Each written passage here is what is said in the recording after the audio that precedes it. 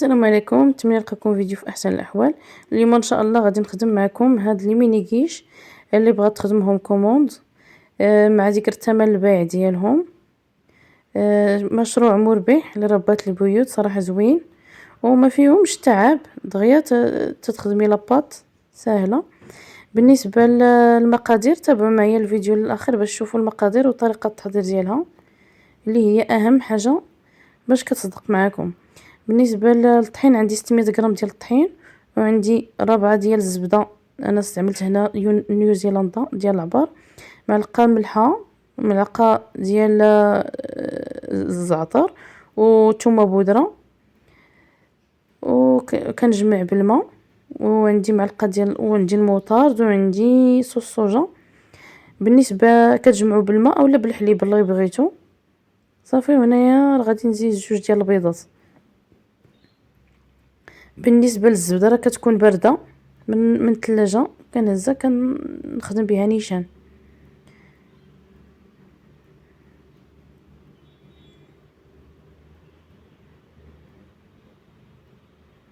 راه كتكون بارده وكنزيد عليه جوج ديال البيضات.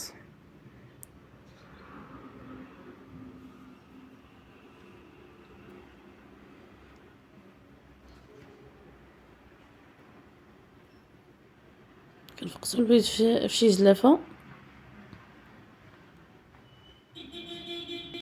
كنضيف جوج بيضات كما كتشوفوا بحرارة ديال المطبخ. كنضيف الملحه، معلقه صغيره ديال الملحه. هنايا عندي ثومه غبره مع الزعتر مطحون، وعندي هنايا معلقه ديال الموطارد، معلقه كبيره.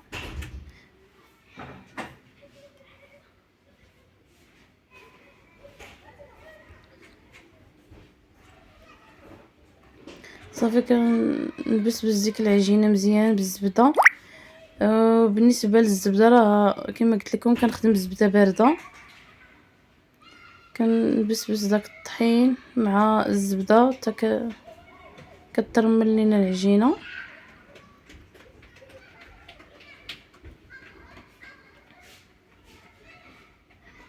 والعجينه ديال القشره ما كتبغيش تدلي، كتبغي غير تجمعيها بالطريفات ديال الاصابع صافي. وكتبغي غير الراحه، كتبغي غير ترتاح، مثلا ديريها في الصباح وتخدميها في العشيه. انا اغلبيه كنديرها في الصباح كما قلت لكم، كنخدمها في العشيه ولا كنديرها بالليل كنختمها في الصباح. يعني كنعطيها وقت كافي باش ترتاح، هي قد ما ارتاحت قد ما احسن باش حتى ما كتهبطش لكم في الفران.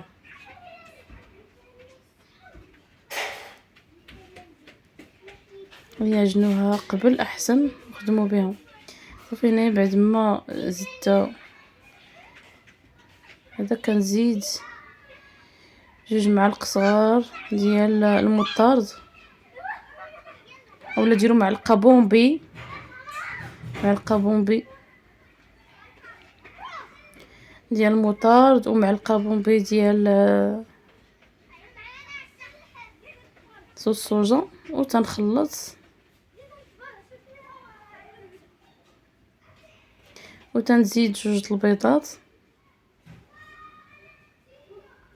بالنسبه لي بغات غير كميه قليله غادي تاخذوا انا درت هنا 600 غرام ديال الطحين، غادي تاخذوا 300 غرام ديال الطحين مع نص ربعه ديال الزبده. كتاخذوا ديك البواطه ولا الربعه ديال الزبده كتقسموها على جوج اللي هي 125 غرام. كتضيفوا بيضه وحده، معلقه صغيره ديال الموطارد، معلقه ديال الزعتر، ثومه بودره، باي حاجه متوفره عندكم نسموا بها. صافي هنا انا جمعته بالماء، شي مرات تنجمعو بالماء، شي مرات تنجمعو بالحليب، يعني بحال اللي بغيتو. نجمع مره بالماء مره بالحليب. كتجي لاباط بنينه وما كتجيش قاصحه، كتجي صراحه مرمله وبنينه. انايا راه تقريبا شي نص كاس د الماء حتى كيتجمع ليا الخليط. صافي ما تنقويش الماء، غير واحد نص كاس تقريبا بما كيتجمع ليا العجينه. ممكن اللي متوفر عندها الحليب ديروه هو نيت بحال المهم. صافي هنايا ملي جمعت ديك العجينه ها هي كيف كتجي، ما تندلكهاش وما تنخلط. هانتوما كما كتشوفوا غير تنخلطها، ما تيبقاش فيها الطحين تنخلطها صافي وتنخليها ترتاح. هي كما قلت لكم ضروري من الراحه كنديرها في بلاستيكه ونسايها نخليها ترتاح تربوزا. ما ديريش قاك وديري اي حاجه، صافي عاد تجلسي ليها وخدميها قد ما ارتاحت مزيان قد ما احسن. صافي هنايا هي صافي ملي كترتاح مزيان كاينين جوج طرق باش انكم تطلقوها. قررت انني نحطها لكم في فيديو باش تشوفوا اي طريقه سهله لكم تخدموها، حسن من ديك كل كيش تحطي فيها كره، مره كيجيو محطبزين مره كيجيو رقاق مره، فهمتوا؟ يعني الخدمه الا بغيتي للخدمه كنهضر على الخدمه وحاجه متقونه وحاجه زوينه، خاصك انك ديري خدمه زوينه نقيه ورقيقه، يعني تقاده وحده ماشي وحده غليظه وحده رقيقه وحده وحده هابطه وحده، فهمتوا؟ صافي كندير المهم الطريقه الاولى هي هذه. كتاخدي ليمون غير تنغسلهم تنمسحهم ما تن سميتو ما تن زعما ما تندهنهمش، حيت هذيك لاباط فيها الزبده ما تحتاج ملي لاباط كتكون فيها الزبده ما كتحتاج انكم لا تدهنوا مثلا طابه اولا المول. فاش غادي ديروه ممكن هاد لاباط كيش ديروا فيه مول، ديروه في مول كبير. اللي ما بغاتش دير هاد لي مول الصغار بغات زعما ما عندهاش الوقت باش انها تجلس ليهم. المهم هاد الطريقه هي الطريقه الاولى، وكاينه الطريقه الثانيه كيفاش كتشكلوهم في ليمون، هي اللي حطيت لكم في الاول الفيديو، وصراحه هي اللي كتكون سهله احسن واكثر. المهم كل وحده وكتشوف داكشي اللي مولفه اللي تعجبها. صافي هذه الطريقه الاولى كما كتشوفوا، وهذه غادي نخدم معكم الطريقه الثانيه. كناخذ العجينه نفس العجينه بعد ما ارتاحت كندير لها شويه ديال الدقيق صافي وتنسرحها. ملي تنسرحها رقيقه وتنسرحها بنفس السمك، يعني باش ما تجيش وحده رقيقه وحده غليظه وحده كتجي. وبالنسبه لهاد العجينه كتجي بنينه، لا مذاقان ولا الشكل ديالها ما تهبطش نهائيا. تبعوا غير النصائح اللي قلت لكم في الفيديو والطريقه راه غادي تعجبكم. صافي تندلك مزيان العجينه كما كتشوفوا، ندلكها مزيان حتى كتكون رقيقه. تندير لها شويه ديال الطحين وتنقلبها وتندوز عليها هذه ديال البيتزا كما كتشوفوا. كنشرطها بحال هكا صراحه رحمه الله ما تنبقاش نهزمها الفورشيط، غير كنهز هاد ليمون تنستفهم بحال هكا وتنقطعهم شويه. تنديرهم شويه بعدين بحال دابا وحده جوج سنتيم تقريبا. صافي تنديرهم بحال هكا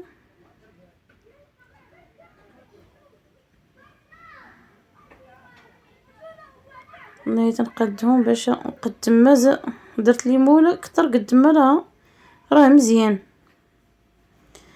هانتوما ملي كندير ليمون كاملين صافي وتنقطع بحال هكا راه ساهله. صافي ملي تنهز العجينه الجهه اللي كتكون لتحت هي اللي كتكون كنديرها في التحت ديال المول.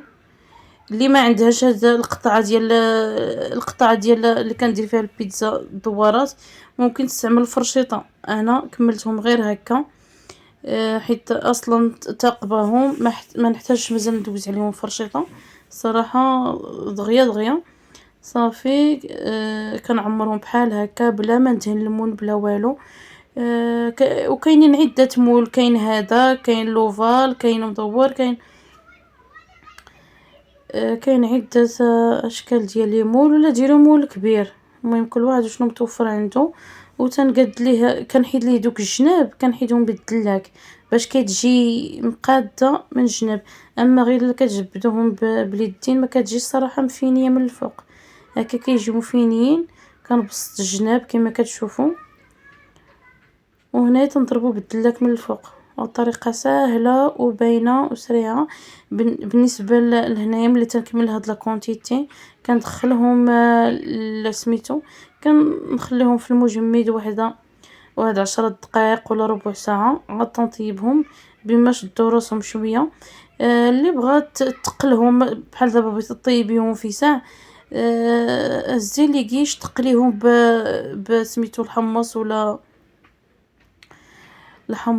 ولا سميتو لوبيا، ولا المهم اي حاجه ثقيله كتقليو بهم في التحت. اما الا ما كنتيش زربانه راه صراحه انا سميتو دغيا دغيا زعما كيتروبوزاو شويه في الثلاجه في الفريغو، عاد كندخلهم الفران كيطيبوا زعما ساهلين. كيبغيو غير يرتاحوا، هي قد ما ارتاحت العجينه قد ما كيطيحوش. خاصهم ملي تتعجنيهم يرتاحوا، ملي تتشكليهم بحال هكا عاوتاني يرتاحوا. قد ما ارتاحوا راه ما تيهبطوش لكم نهائيا. اما الا ما ارتاحوش راه سميتو تيوليو يطيحوا. هانتوما هنايا راه صورت لكم من هنايا من الفريغو، جبدتهم من الفريغو. مثلا كتصايبي واحد لاكونتيتي 10 الحبات 20 حبه كتخشي في الفريغو بما كملتي العجينه ديال كامله. هانتوما راه كندخلهم دابا الفران، تنشعليهم من الفوق ومن التحت، من الفوق ومن التحت على 150 درجه. تنقصوا العافيه باش كيطيبوا على مهل وما تيتشوطوش. صافي هنايا هانتوما بعد ما طابوا كيف كيجيو صراحه رائعين بزاف. العجينه ديالهم بنينه، كنطيبهم نص طيبه بحال هكا باش ما كتحمرهمش بزاف، حيت مازال كيطيبوا ملي تديروا فيهم العماره راه مازال تيزيدوا يطيبوا. هما كيجيو على هذا الشكل، كتحتفظوا بهم في الثلاجه ولا في المجمد، ما تيوقع عليهم والو قد ما بقاو تتعمرهم. وبالنسبه للحشوه كدير حشوه اقتصاديه زوينه وبنينه كتجي رائعه بزاف. قلا كندير البصله، كندير فلفله، تندير زيت العود، ملحه، كندير العطريه، كندير البزار، سكنجبير. المهم شويه شويه على حسب كل واحد شنو كميه ديال اللي غادي يدير ديال الحشوه. وعندي قزبور حبوب، وعندي سكنجبير والخرقوم وشويه الكمون. صافي وتنحرك مزيان مزيان كما كتشوفوا بهذه الطريقه. صافي كنخليها حتى كتبال ديك البصله والفلفله. عاد كنزيد معلقه ديال القزبور ومعدنوس، تنزيد خيزو. بالنسبه هنا درت 2 خيزوات ودرت 2 بصلات، ودرت هنايا 3 د الفلفلات مع نص كيلو ديال الكفته. بالنسبه للحشوه كتبقى على حسب كل واحد وشحال ما بغى يعمر. يعني مثلا الا بغيتي ديري لا كونتيتي ديالك تكون كثيره والحشوه، كل مره كديري شويه، مثلا الربعه د الكفته وكديري شويه شويه وكتعمري كل مره كتعمري فيهم شويه. راه لاباط ديالك ما تيوقع ليها والو، واخا تتبقى في الثلاجه مده ما تيوقع ليها والو. حتى خارج الثلاجه ملي كيطيبوا نص طيبه ما تيوقع ليهم والو، خاصهم غير يطيبوا مزيان، يطيبوا ما المهم يوليو ذهبيين. صافي تحيدوهم.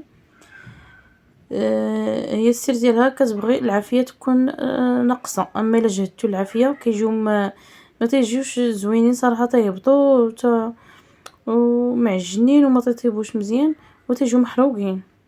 صافي هنايا ملي تنشحرها مزيان تنزيد شويه ديال صوص الصوجا وتنحرك مزيان ديك الصوص ديك الحشوه مزيان.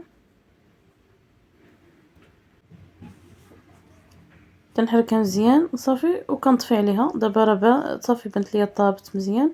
صافي تنطفي عليها.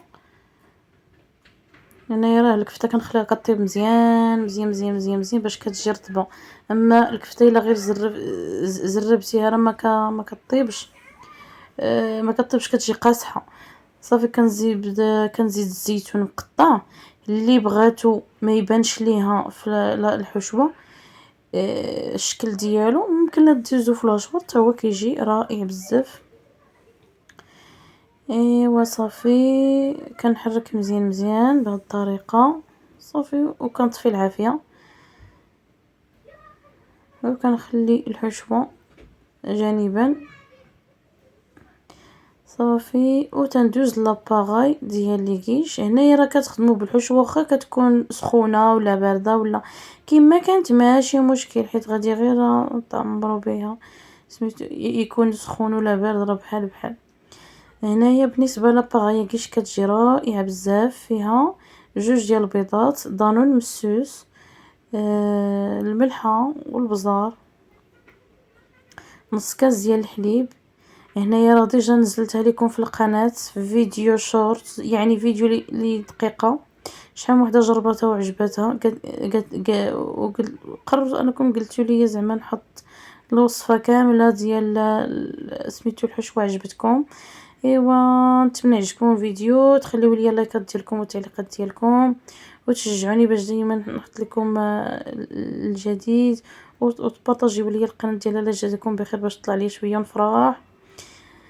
الله يجزيكم بخير. ايوا كنزيد شويه الملحه وشويه البزار، وكنزيد معلقه ديال القزبور ومعدنوس، وتنزيد خماره وتنحرك مزيان.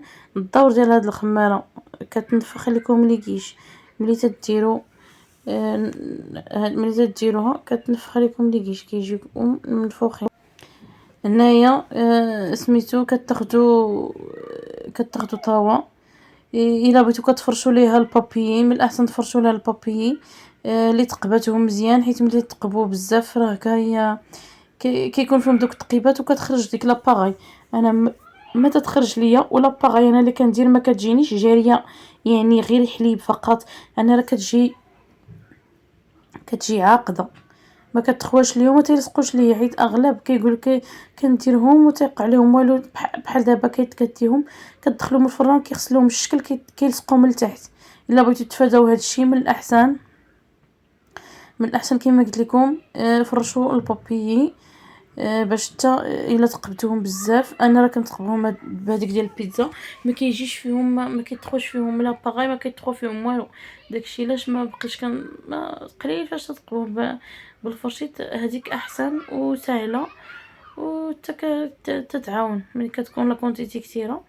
كما قلت لكم بالنسبه لي كيش خاويين مطلوبين بزاف صراحه، مطلوبين بزاف وزوينين. يعني كتعجنيهم بالليل وفي الصباح تنوضي تخبزيهم، صراحه رائعين بزاف بزاف. صافي وكيتباعوا ب50 ريال الحبه، جوج ب5 دراهم خاويين. اما بالنسبه معمرين 7 دراهم 7 دراهم 8 دراهم على حسب العماره. باش دجاج كفته، المهم تنبقى نزيد في لاباغي تنكثرها شويه باش كيجيو منفوخين وكيجيو بنه صراحه بديك لاباغي.